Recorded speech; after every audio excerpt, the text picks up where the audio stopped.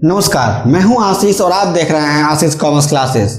मेरे प्रिय विद्यार्थियों, पिछले वीडियो में हमने जाना था कि श्रम लागत को प्रभावित करने वाले तत्व कौन कौन से हैं। आज हम फिर से एक बार उपस्थित हैं आप सभी के बीच श्रम लागत के एक नए वीडियो को लेकर के, एक नए टॉपिक को लेकर के, जिसका नाम है पारिश्रमिक पद्धतियों के प्रकार। यानी किसी भी लेबर को जब पारिश्रमिक दिया जाएगा, यानी उसको वेतन दिया जाएगा, उसको मजदूरी दी जाएगी, तो किस प्रकार से उसको मजदूरी दी जाएगी, यानी वे कौन कौन सी पद्धतियां हैं, यानी कौन कौन से सिस्टम्स हैं, कौन कौन से मेथड्स हैं जिसका प्रयोग करके कोई भी व्यवसायी, कोई भी फैक्ट्री का मालिक या कोई भी कंपनी लेबर देती है या दे सकती है। इसमें 3 पद्धतियां आती हैं। पहला, समय दर पद्धति, जिसको हम इंग्लिश में टाइम रेट सिस्टम कहते हैं। दूसरा, कार्य दर पद्धति, जिसको हम इंग्लिश में पीस रेट सिस्टम के नाम से जानते हैं। तीसरा है प्रेरणात्मक पद्धति, जिसको हम इंसेंटिव सिस्टम के नाम से जानते हैं। ये जो तीसरी पद्धति है ये बहुत ही इंपॉर्टेंट है आपके एग्जाम के लिए, आप इस वीडियो को पूरा देखिएगा। पहला, समय दर पद्धति यानी टाइम रेट सिस्टम। जिस विधि से श्रमिक को निर्धारित समय के आधार पर पारिश्रमिक दिया जाता है उसे हम समय दर पद्धति यानी टाइम रेट सिस्टम कहते हैं। जैसे प्रति घंटा, प्रतिदिन, प्रति सप्ताह, प्रति माह। आप देखते होंगे कि अगर आपके पेरेंट्स हैं, किसी कंपनी में या किसी बैंक में काम करते हैं, तो उनको महीने के हिसाब से पेमेंट मिलता होगा, उनको वेतन मिलता होगा। और आपने देखा होगा कि कोई लेबर आपके वहाँ पे काम करने के लिए आता है या कोई भी व्यक्ति काम करने के लिए आता है, जब आपका घर बनता है तो उसी प्रकार से कंपनियों में भी काम होते हैं। तो वहाँ पे जब किसी को प्रतिदिन के हिसाब से, यानी जो आदमी काम करने के लिए आया, सुबह काम करने के लिए आया, शाम को उसको पैसा देके घर भेज दिया गया, तो इस सिस्टम को हम लोग बोलते हैं प्रति घंटा के हिसाब से, और उसी प्रकार से प्रति सप्ताह के हिसाब से चीज़ें चलती रहती हैं। ये सिस्टम जो है वो टाइम रेट सिस्टम कहा जाता है। इस पद्धति का इस्तेमाल अधिकतर कार्यालयों तथा कारखानों में किया जाता है, क्योंकि यह पद्धति बहुत प्रभावशाली है। दूसरा है कार्य दर पद्धति यानी पीस रेट सिस्टम। जिस विधि से श्रमिक को उसके द्वारा किए गए कार्य के बदले में कार्य के अनुसार पारिश्रमिक दिया जाता है उसे हम कार्य दर पद्धति यानी पीस रेट सिस्टम कहते हैं। यानी कहने का तात्पर्य है कि अगर कोई पर्टिकुलर काम, कोई निश्चित काम किसी व्यक्ति को दिया गया है, वो आदमी उस काम को अगर पूरा कर लेता है तो उस काम के हिसाब से उसको पैसा दिया जाएगा।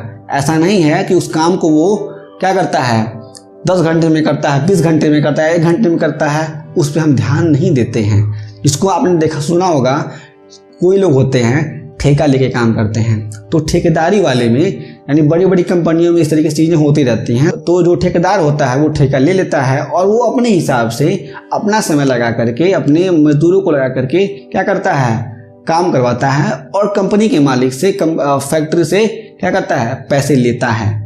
तो जो कंपनी का मालिक है, फैक्ट्री का मालिक है, वो क्या करता है, उस कार्य के बदले में उसको पैसा देता है, न कि जितने समय वो लेबर काम कर रहा है उसके हिसाब से। आगे, इस पद्धति में प्रत्येक कार्य की मजदूरी निश्चित कर दी जाती है। यानी कोई अगर मान लीजिए कंपनी में कोई पाइपलाइन बिछ रहा है, तो पाइपलाइन लगाने में उस कार्य के लिए कितनी मजदूरी है, 50,000, 60,000, 1 लाख, 2 लाख, कितनी मजदूरी है, उसको निश्चित पहले कर दिया जाता है और वो पे कर दिया जाता है। परंतु इस बात पर ध्यान नहीं दिया जाता कि कोई श्रमिक कितने समय कार्य कर रहा है। इस पद्धति में संस्था को इस बात का फायदा हो जाता है कि आइडल टाइम का पारिश्रमिक नहीं देना पड़ता। कहने का तात्पर्य है कि अगर कोई श्रमिक है, काम कर रहा है और वो छोड़ के कहीं चला गया, काम छोड़ के चला गया, या उसने इंटरवल कर लिया, लंच कर लिया, उसने लंच में 1 घंटे 2 घंटे समय लगा दिए, तो ये क्या है, किसी भी कंपनी के लिए आइडल टाइम है, जो हमने पिछली वीडियो में समझा था। अगर आपने उस वीडियो को नहीं देखा तो मैंने जो लिंक नीचे दिया है उसमें जाकर के आप देख सकते हैं। तो क्या है, जो आइडल टाइम है, आइडल टाइम का हर्जाना कंपनी को उठाना नहीं पड़ता। तीसरा, प्रेरणात्मक पद्धति, जिसको हम इंसेंटिव सिस्टम कहते हैं। प्रेरणात्मक पद्धति वह पद्धति है जिसके द्वारा श्रमिक को संस्था में अधिक कार्य करने के लिए प्रेरित किया जाता है। यानी इस पद्धति के सहारे, ये क्या है, कंपनी के लिए रामबाण पद्धति है। इस पद्धति के सहारे कंपनी के जो मालिक होते हैं, जो लॉ मेकर होते हैं, क्या करते हैं, किसी भी श्रमिक को अधिक समय काम करने के लिए, यानी अगर श्रमिक को 1 घंटे काम करना है तो वो 2 घंटे काम करेगा, तो इस तरीके से उसको प्रेरित किया जाता है। इसलिए इसका नाम भी रखा गया है इंसेंटिव सिस्टम, यानी प्रेरणात्मक पद्धति। जब संस्था में श्रमिक से अधिक या कठिन कार्य कराना होता है तो इस पद्धति का इस्तेमाल किया जाता है। इस पद्धति के अनुसार कार्य कराने के लिए समय प्रमाप यानी स्टैंडर्ड टाइम, कोई टाइम रखा जाता है जो स्टैंडर्ड होता है, निर्धारित कर दिया जाता है। ठीक है, इस पद्धति के अनुसार श्रमिकों के द्वारा बचाए गए समय के लिए उन्हें बोनस दिया जाता है। यानी अगर कोई काम 6 घंटे में हो रहा है और श्रमिकों ने अपनी मेहनत के हिसाब से, अपने बल के हिसाब से उस कार्य को 4 घंटे में ही कर दिया, तो जो 2 घंटे का समय उन्होंने बचाया है उस 2 घंटे में उनको पारिश्रमिक दिया जाएगा, लेकिन उस पारिश्रमिक को उन्हें इंसेंटिव सिस्टम के हिसाब से दीपे किया जाएगा, उन्हें प्रोत्साहन दिया जाएगा। इसी को हम बोलते हैं प्रोत्साहन यानी प्रेरणात्मक पद्धति यानी इंसेंटिव सिस्टम। इस पद्धति में हॉलसे तथा रोवन पद्धति अत्यधिक प्रचलित है। यानी जो मेरा इंसेंटिव पद्धति है इसमें 2 पद्धतियां आती हैं। कौन सा पद्धति? हॉलसे और रोवन। और भी पद्धतियां हैं, लेकिन ये दोनों पद्धतियां हैं, ये आपके एग्जाम के लिए बहुत इंपॉर्टेंट है और ये अत्यधिक प्रचलन में है। हॉलसे बोनस पद्धति। हॉलसे बोनस पद्धति CFA हॉलसे के द्वारा प्रारंभ की गई है। इस पद्धति के अनुसार प्रत्येक श्रमिक को समय दर के हिसाब से निश्चित मजदूरी दी जाती है, यानी जो पहले मैंने टाइम रेट सिस्टम बताया है उसी के हिसाब से। इस पद्धति के अंतर्गत प्रत्येक कार्य के लिए एक प्रमापित समय यानी स्टैंडर्ड टाइम सेट किया जाता है यानी निर्धारित किया जाता है। यदि कोई श्रमिक प्रमापित समय में निर्धारित कार्य को उस समय से या उससे अधिक समय में समाप्त करता है तो उसे केवल उतने समय की मजदूरी दी जाएगी जितने समय उसने वास्तव में किया है, यानी जितने समय उसने वास्तव में कार्य किया है। यानी उसको अगर 6 घंटे की मजदूरी है, यानी 6 घंटे में उस कार्य को करना है, तो अगर उस कार्य को उसने 4 घंटे में कर दिया तो उसे क्या होगा, 4 घंटे की मजदूरी दी जाएगी प्लस 2 घंटे की भी और मजदूरी इसको दी जाएगी जो उसने समय बचाया है कंपनी के लिए। अगर उसने 6 घंटे में निर्धारित कार्य को 8 घंटे में कर दिया तो ऐसा नहीं है, उसे मजदूरी काट ली जाएगी, लेकिन बशर्ते उसको 6 घंटे की मजदूरी दी जाएगी, न कि 8 घंटे की।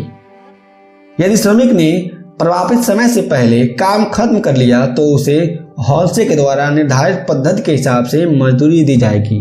अब हॉलसे की पद्धति कौन सी है? Wage is equal to wage of time taken plus 40% to 50% wage of time saved. दूसरा, रोवन बोनस पद्धति। इस पद्धति को जेम्स रोवन के द्वारा प्रारंभ किया गया। रोवन स्कॉटलैंड की David Rowan and Sons Glasgow firm से संबंधित थे।